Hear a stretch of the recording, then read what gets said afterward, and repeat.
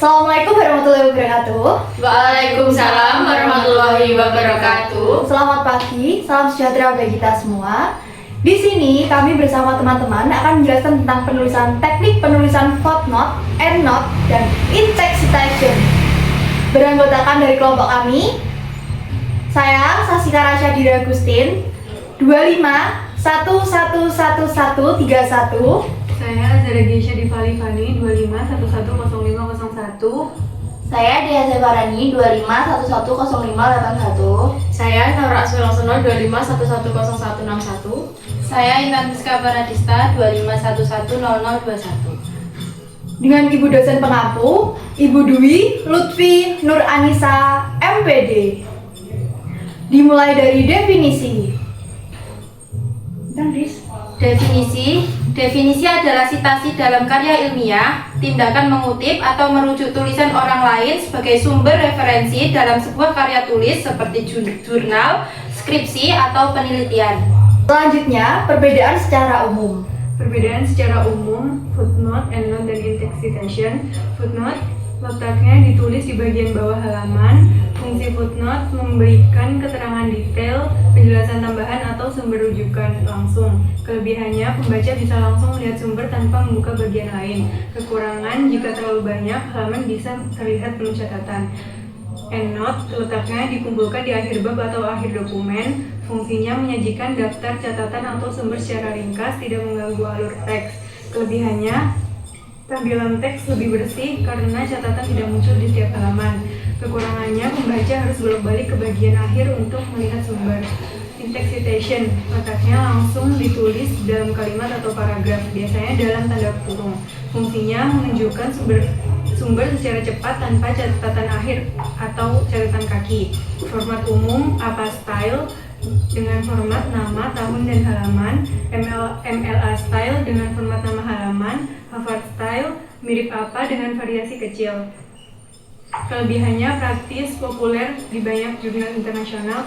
Kekurangannya kurang detail, hanya menampilkan informasi dasar. Selanjutnya, footnote. Footnote atau catatan kaki adalah keterangan sumber rujukan atau informasi tambahan yang diletakkan di bagian bawah atau kaki halaman, tempat kutipan atau keterangan tersebut muncul. Fungsi footnote. Yang pertama, sumber rujukan atau citasi. Tujuannya adalah menunjukkan asal-usul tempat kutipan, ide, atau data yang diambil dari karya orang lain. Sangat penting untuk menghindari plagiarisme atau validasi kebenaran informasi. 2. Kejelasan tambahan. Tujuannya adalah memberikan keterangan pelengkap, misalnya definisi istilah atau komentar teknis. Fungsinya untuk memperkaya konteks tanpa harus memecah fokus pembaca pada alur teks utama. Contoh penulisan. 1. Dalam teks utama, Anda menyajikan kutipan atau data. Krisis identitas sering muncul pada tahap remaja akhir yang ditandai dengan pencarian nilai dan peran hidup yang pasti. 2. Di kaki halaman atau footnotes. Angka-angka tersebut mengacu pada catatan kaki di bawah. 1. Full note, citasi pertama, Joko Susilo, Psikologi Perkembangan Remaja, Yogyakarta, Pustaka Ilmu 2023. 2. Short note, citasi berulang dari sumber lain, Rina Dewi, Teori Ego dan Identitas Diri, Jurnal Psikologi Klinis 10 nomor 3 2024. IBIT sumber yang sama, halaman berbeda. IBIT 105. Intinya, angka 1 di teks mengarah ke detail sumber lengkap 1 di bawah, dan citasi berikutnya menggunakan format yang lebih ringkas 2 atau 3. Untuk format penulisan seperti ini. Dilanjut lagi dengan endnote. Endnote adalah perangkat lunak manajemen referensi yang berfungsi untuk menyimpan, mengatur, dan otomatisasi citasi, termasuk footnote dan body note. serta pembuatan daftar pustaka dalam berbagai gaya penulisan. Perbedaan footnote dan endnote. Footnote itu catatan sumber diletakkan di bawah kaki setiap halaman tempat sitasi muncul. Kalau endnote, catatan sumber diletakkan terkumpul di bagian akhir dari bab atau keseluruhan dokumen. Intinya, perbedaan utamanya hanya pada lokasi penempatan catatan. Fungsi endnote. Fungsi endnote tujuan utamanya menyediakan keterangan sumber rujukan, sitasi, dan penjelasan tambahan. Lokasi kunci, semua catatan ditempatkan di akhir bab atau akhir keseluruhan dokumen.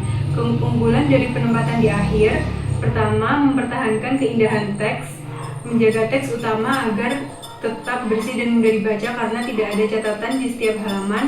Dua, pengorganisasian, mengelompokkan semua referensi dan komentar tambahan di satu tempat untuk mempermudah pemeriksaan. Ini contoh dan format penulisan. Selanjutnya, in-text citation.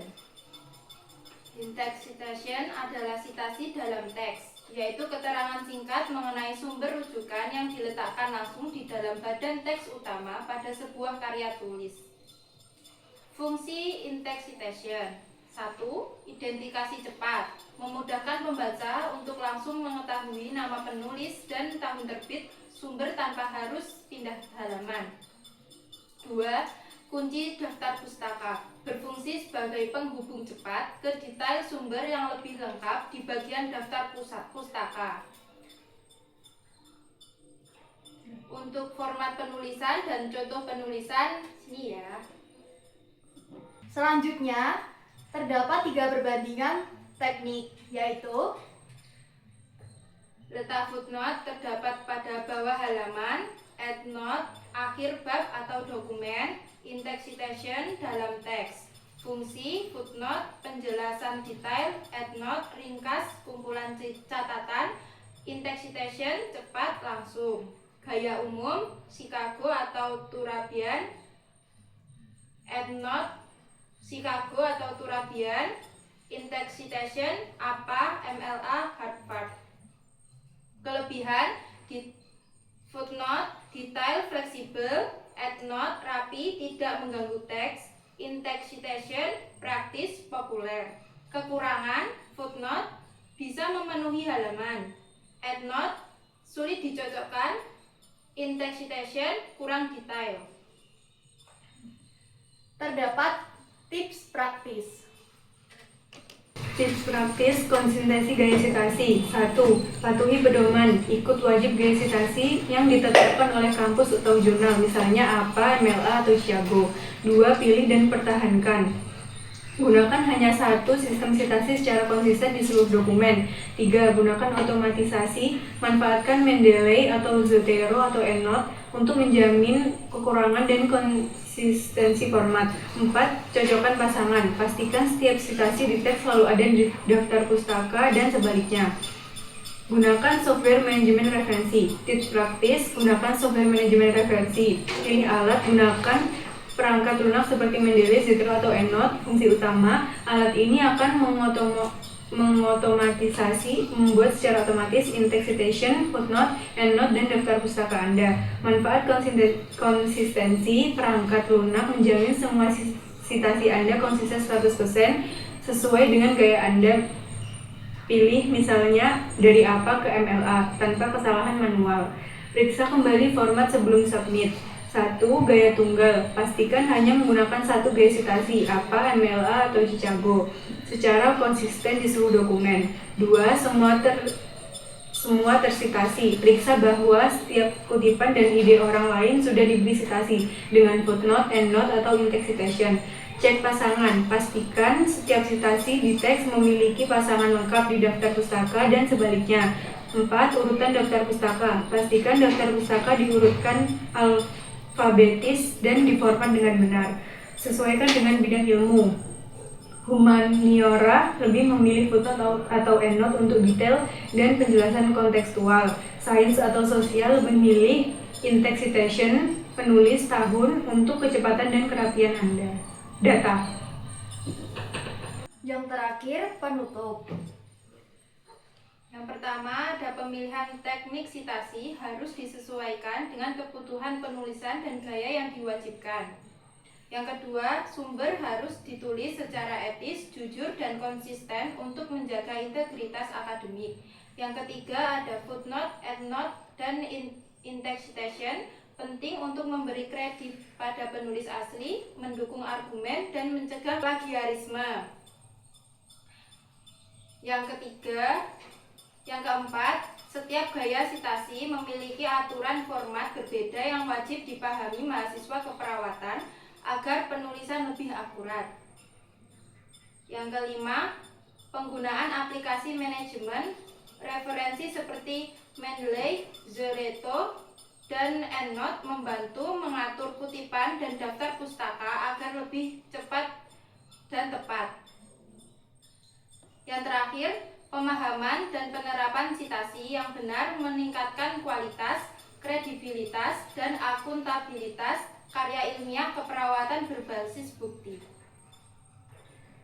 Dari sini, apakah sudah dipahami dari Kak Naura dan Kak Seva? Apakah ada yang ditanyakan? Saya ingin bertanya, Silakan Kak Seva, apa yang mau ditanyakan? Apa perbedaan kunci antara footnote dan endnote? Perbedaan kunci antara footnote catatan kaki dan endnote catatan akhir terletak pada lokasi penempatan catatan sumber. Footnote catatan sumber diletakkan di bagian bawah setiap halaman, setiap stasi muncul. Kelebihannya, pembaca bisa langsung melihat sumber tanpa membuka bagian lain.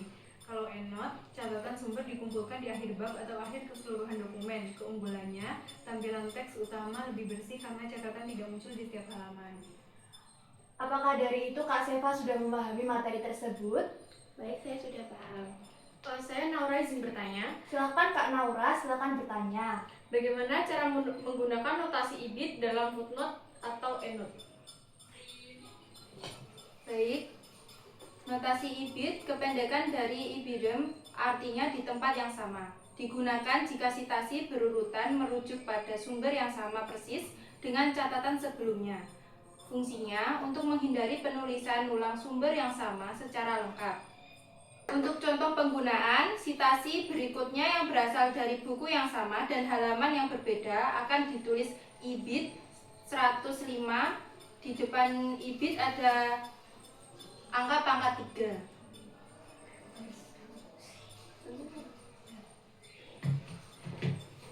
Dari materi yang kita sampaikan tadi, semoga kalian memahami materi tersebut ya. Terima kasih. Sekian dari kelompok kami. Wassalamualaikum warahmatullahi wabarakatuh.